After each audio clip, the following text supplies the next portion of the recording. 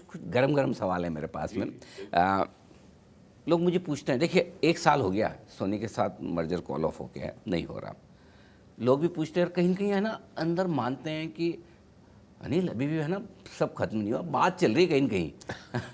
मतलब लोगों का ये मानना है कि बात खत्म नहीं हुई। मैं आपसे ये बहुत साफ साफ जानना चाह रहा हूँ, मतलब परमानेंटली बात खत्म होगी कि अब सोनी के साथ कभी हम बात नहीं करेंगे, कभी मर्जर नहीं होगा, इट्स ऑल ओवर, या मतलब कहीं राख के अंदर छोटी चिंगारी है जो कभी वापस आग बन सकती है? देखिए, मैं इतना ही कहूँगा अनिल कि कोई बात कभी ख़त्म नहीं होती।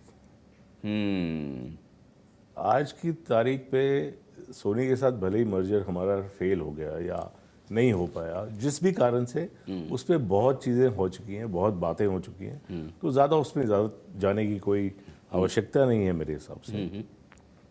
बट मेरा ये मानना है कि अगर आज भी भले वो सोनी हो या कोई और हो, कोई भी प्रपोज़ल मेरे पास लेके आते हैं जो कि शेयर होल्डर्स के हित में है, कंपनी के हित में है, मेरे एम्प्लॉयज़ के हित में है, तो मैं उसको 100% कंसिडर करूँगा। आप ओपन हैं? एकदम ओपन हूँ। मेरे घर में कोई ताला नहीं है, मेरे ऑफिस में कोई ताला नहीं है, कोई भी कभी भी आ सकता है, जा सकता है, बात कुछ भी कर सकता है। आपने मुझे हेडलाइन दे दी है आज।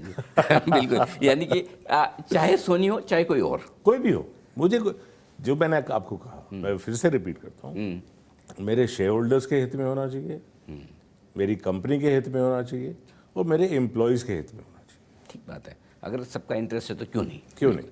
अब आपने कंपनी की परफॉर्मेंस की बात की, आपने बताया भी किस तरह से 60% आपकी प्रॉफिटेबिलिटी बढ़कर आई है, कैसे, क्या कुछ किया है? क्योंकि जो मैंने सुना है और देखा है कि कुछ कॉस्ट ऑप्टिमाइजेशन की है आपने, कॉस्ट कंट्रोल की है, और कुछ रेवेन्यू बढ़ाने के काम भी। जरा एक बार अपने शेयर होल्डर्स को समझाएं कि क्या कुछ बदला है पिछले 1 साल में जी में। हमने 1 साल पहले हम इस कंपनी को बना रहे थे मर्जर के हिसाब से, राइट। तो उसके चलते काफ़ी कॉस्ट बढ़ गई थी। तो हमने सबसे पहला स्टेप तो यही लिया जो आपने एकदम सही पकड़ा है कि कॉस्ट ऑप्टिमाइजेशन की हमने।